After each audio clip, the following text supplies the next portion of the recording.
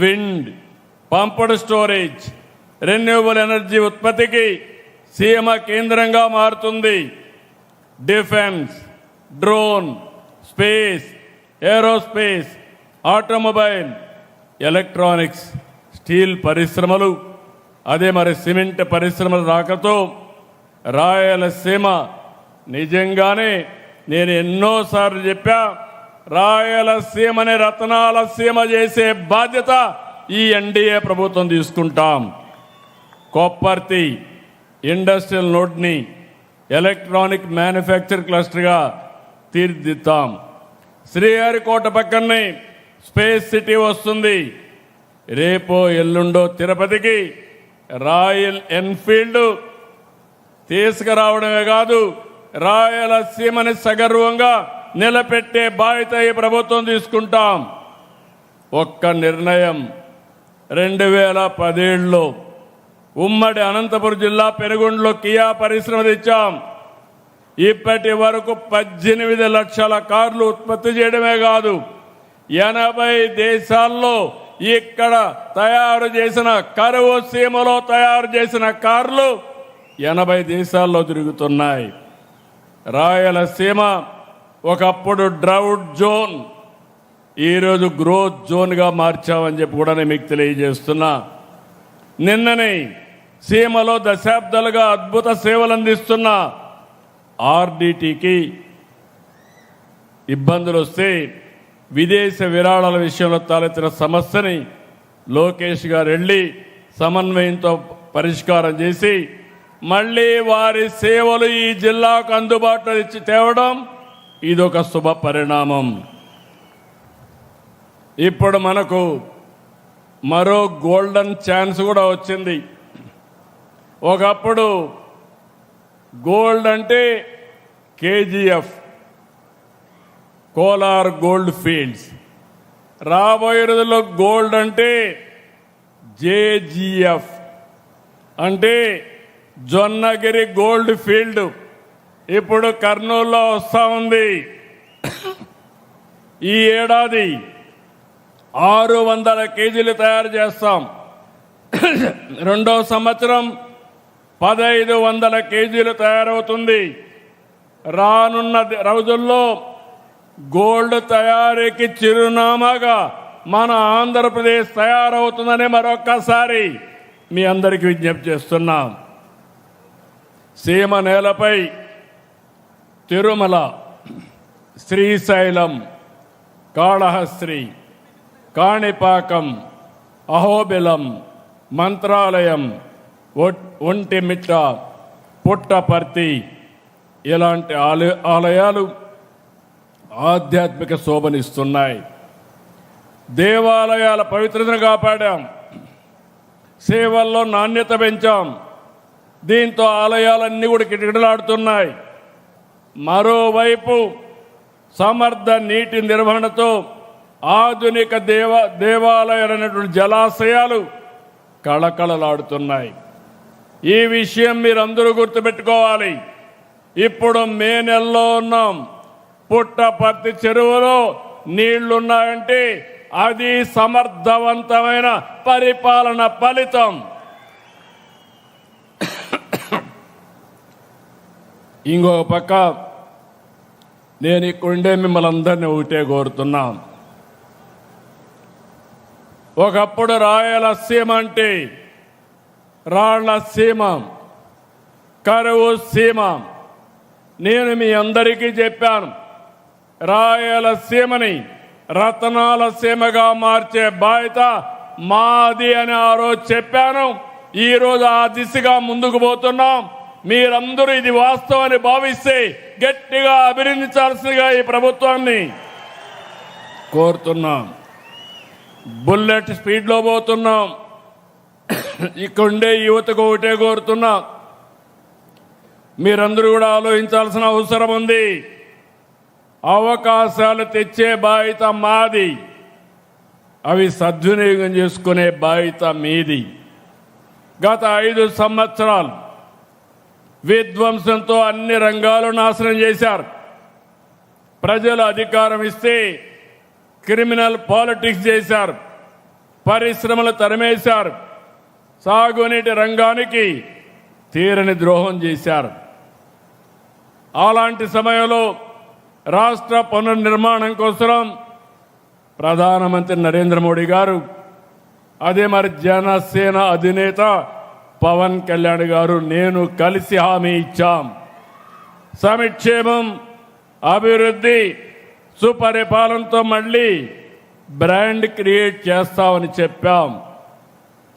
23 నెలలు 23 లక్షల కోట్ల రూపాయలు పెట్టుబడులు సాధించిన ఏకైక ప్రభుత్వం ఎన్డీఏ ప్రభుత్వాన్ని మీ అందరికీ విజ్ఞప్తి చేస్తున్నా. ఇవి పూర్తి చేసి 24 లక్షల మందికి ఉద్యోగాలు వస్తాయి. నా ఆలోచన ఒకటి, ఈ రాష్ట్రంలో ఉండే యువత వేరే ప్రాంతాలకు పోకుండా ఇక్కడే మీకు ఉద్యోగాలు రావాలి. అవసరమైతే వేరే ప్రాంత వాళ్ళకు కూడా మనం ఉపాధి కల్పించే పరిస్థితి రావాలి. రాయలసీమలో 4,63,00,000 కోట్ల రూపాయలు పెట్టుబడులు వచ్చాయి. వీటి ద్వారా 4,11,00,000 మందికి ఉద్యోగాలు వస్తాయి. Google, RCR Mittal, green energy ప్రాజెక్టులు వచ్చాయి. వీటితో పాటు రిలయన్స్ డేటా సెంటర్, బీపీసీఎల్ ఇలాంటి ప్రాజెక్టులు వస్తున్నాయి. రాష్ట్రాన్ని 3 జోన్లుగా విభజించాం. విశాఖలో ఐటీ కంపెనీలు వస్తాయి, డేటా సెంటర్లు వస్తాయి. అమరావతి కేంద్రంగా క్వాంటమ్ వ్యాలీ విద్యా కేంద్రంగా తయారవుతుంది. రాయలసీమ గ్రీన్ ఎనర్జీ, పరిశ్రమలు, హార్టికల్చర్ హబ్కి ప్రాధాన్యత ఇస్తాం. PM Narendra Modi ji said that everything from chip to ship should be manufactured in our own country. He gave the nation the vision of a Atmanirbhar Bharat as our guiding mission. On this occasion, I call upon industrialists and entrepreneurs, design in Andhra Pradesh, make in Andhra Pradesh, lead from Andhra Pradesh. We will extend all the cooperation for you. New Andhra Pradesh is being built with 3 strengths: innovation, infrastructure, and industrialization.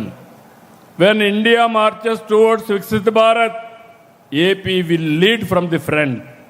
Swarnandhra 2047 సహకారంతో వికసిత్ భారత్ లక్ష్య సాధనలో AP కీలక పాత్ర పోషించాలనేది మనందరి సంకల్పం. ఈరోజు నేను ఒకటే మీ అందరికీ విజ్ఞప్తి చేస్తున్నాను. దేశానికి భద్రతే కాదు, ఆర్థిక భద్రత కూడా ముఖ్యం. ఇరాన్ అమెరికా యుద్ధం సెగ ప్రపంచమంతటా వ్యాపించింది. మనకు సంబంధం లేదు, మనపైన ప్రభావం ఉంది. యుద్ధ కారణంగా క్రూడ్ ఆయిల్ ధరలు పెరిగాయి. ఆయిల్, బంగారం దిగుమతులతో విదేశ మారక నిల్వలు తరిగిపోతున్నాయి. దీన్ని నివారించాలి. నేను ఒకటే మీ అందరికీ విజ్ఞప్తి చేస్తున్నాను. నా దేశం, నా బాధ్యత. దీనితో ప్రతి ఒక్కరూ స్పందించాలి. ప్రతి ఒక్కరూ కూడా భాగస్వాములు కావాలి. ఈ విషయంలో ప్రధాని మోడీ గారు 7 సూచనలు చేశారు.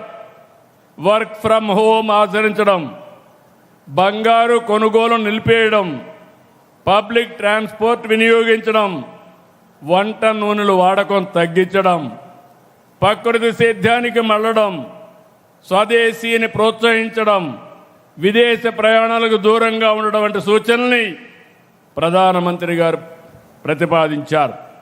అనేక దేశాలు ఇప్పటికే పొదుపు చర్యలు చేపట్టాయి. అమెరికా, చైనా, ఫ్రాన్స్, దక్షిణ కొరియా, జర్మనీ, థాయిలాండ్, శ్రీలంక, ఇటలీతో సహా అనేక దేశాలు ఆయిల్, ఎనర్జీ 2 కూడా ఆదా చేసే కార్యక్రమాల కోసం అనేక నిర్ణయాలు చేశారు. నేను ఇక్కడ మిమ్మల్ని అందరినీ కోరుతున్నాను, మనం కూడా బాధ్యతతో ముందుకు పోవాల్సిన అవసరం ఉంది. ప్రధాని చెప్పిన సూచనలే పాటిస్తూ మనం కూడా మన బాధ్యత కింద నిన్నే మేము కొన్ని నిర్ణయాలు తీసుకున్నాం. ఇంత మనపంతా కూడా ఎక్కువ కాన్వాయిలు ఉండేటివి, అవన్నీ తగ్గించాం. ఈ 7 సూత్రాలని ఏ విధంగా అమలు చేయాలనో దీనికి కూడా ఒక ప్రోగ్రాం చాకౌట్ చేస్తున్నాం. ప్రతి ఒక్క వ్యక్తికి విజ్ఞప్తి చేస్తున్నాను, ఈ పుట్టపర్తి పవిత్ర స్థానం నుంచి ఇది ప్రపంచానికే ఒక సవాల్. అయితే భారతీయులుగా మనం ఆలోచించాల్సింది సవాలుని అధిగమించే విధంగా మనం ముందుకు పోవాల్సిన అవసరం ఉంది. నేను ఎప్పుడూ ఒకే మాట చెప్పాను, every crisis there is an opportunity. Even this crisis because of geopolitical situation, we have to make it our convenient. We have to convert an opportunity and face it effectively. నేను ఇక్కడుండే పుట్టపర్తిలో మిమ్మల్ని కానీ రాష్ట్రంలో ఉండే 5 కోట్ల మందిని కోరుతున్నా, మనం అందరం కూడా ఆలోచించుకోవాల్సిన అవసరం ఉంది. ప్రధానమంత్రి గారు చెప్పిన పొదుపు ఉద్యమం మన రాష్ట్రం లీడ్ చేయాల్సిన అవసరం ఉందని చెప్పి కూడా నేను మీకు తెలియజేస్తున్నా.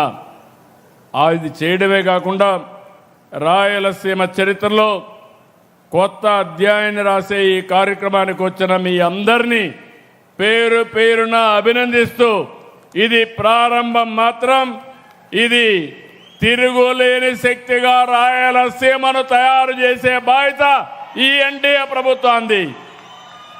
దీన్ని అందిపుచ్చుకునే బాధ్యత ఇక్కడ ప్రజలది. దానికి సిద్ధంగా మనం కోరుకుంటూ, జై భారత్, జై తెలుగు తల్లి, జై హింద్.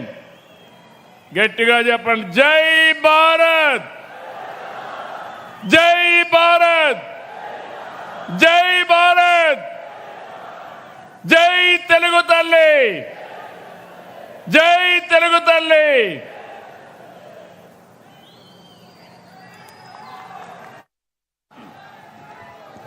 మాన్య ముఖ్యమంత్రి గౌరవనీయులు శ్రీ నారా చంద్రబాబు నాయుడు గారికి కృతజ్ఞతలు సమర్పించుకుంటూ, మరి